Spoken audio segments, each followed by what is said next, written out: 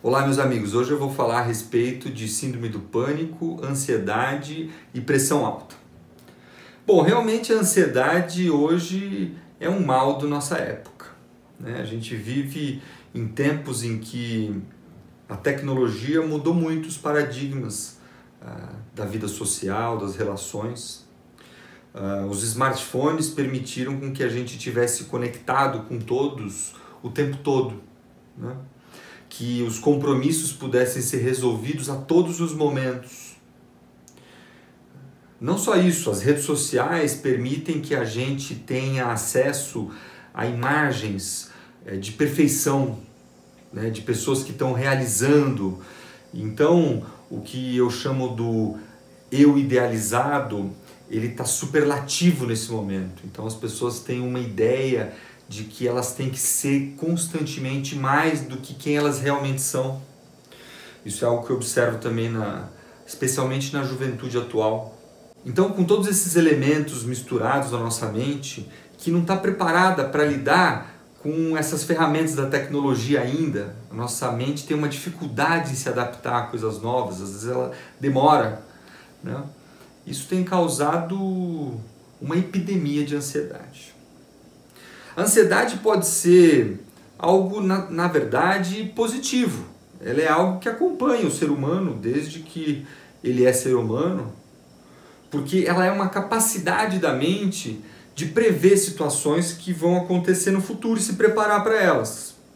Então a gente imagina que quando a gente estava ainda se organizando, né, em sociedades em que tinham muitos perigos, né, a ansiedade foi o que permitiu que a gente construísse casas para se proteger dos animais perigosos, porque eles vão vir, então eu vou preparar uma casa.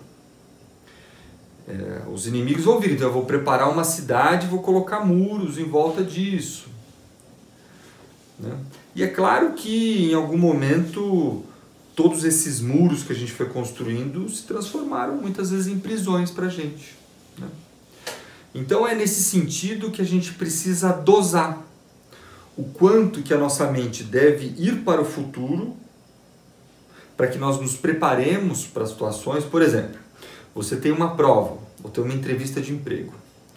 Você precisa se preparar para isso, você precisa estudar, você precisa prever talvez as perguntas que o entrevistador lá da sua entrevista de emprego vai fazer. Então você imagina o que vai ser perguntado ou na prova, ou na entrevista, e você se prepara com antecedência. E aí, quando você fala, aquilo sai com mais segurança, aquilo sai com algo que a gente chama do pensamento já pensado. Então isso é positivo.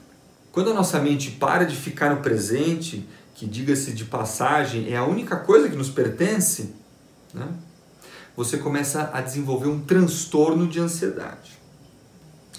Então a simples ideia de que algo precisa ser feito, ou que algo vai acontecer, começa a lhe trazer sintomas físicos, te traz incômodo, medo constante. Você tem sudorese, você tem tremor, você tem taquicardia.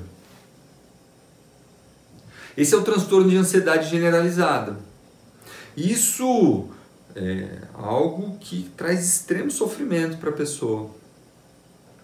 Quando isso fica no subconsciente, ou porque você tem uma situação muito difícil de ser resolvida, por exemplo, uma morte de um familiar, não dá para você resolver a morte de um familiar, mas a mente infantil acha que ela tem como solucionar isso. Ou você tem uma situação de vida mesmo que está difícil, você não está conseguindo lidar com isso, e você põe no subconsciente essa ansiedade, ou seja, você não está o tempo todo ansioso, mas tem um espinho cravado na sua carne ali te incomodando o tempo todo, no caso da sua mente. Você pode manifestar isso como uma síndrome do pânico, em que você tem uma descarga abrupta de noradrenalina cerebral que dá medo de morrer, taquicardia, dor no peito, muito semelhante ao infarto. É muito comum que os pacientes com síndrome do pânico vão ao pronto-socorro nas primeiras crises e sejam diagnosticados talvez com problemas de coração ou até infartos, acha que é isso, porque é indistinguível, porque você tem um pico mesmo de adrenalina e aquilo dá muitas vezes sintomas muito reais físicos, tá? Então, é muito importante da gente conhecer primeiro esses casos extremos, né? Entender que tanto a ansiedade generalizada aumenta a sua pressão continuamente, porque afinal você está se preparando para uma situação que na sua mente é de vida ou morte. Mesmo que essa situação seja só você encontrar com um crush seu. E quando ela está já num caso de síndrome do pânico, o paciente chega a ter pressão alta a ponto de, às vezes, ser hospitalizado. E todas essas são doenças da mente, que já estão instaladas no corpo, na biologia do cérebro, e por isso elas exigem um tratamento medicamentoso, na maioria das vezes. Mas que a origem delas foi realmente na mente. Quando surgiu aquela primeira rachadura na mente, que é um pensamento de uma ansiedade que você não conseguiu lidar e aquilo foi aumentando até que tomou conta do seu ser. Então é muito importante a gente cuidar dos pensamentos que a gente alimenta no nosso cérebro.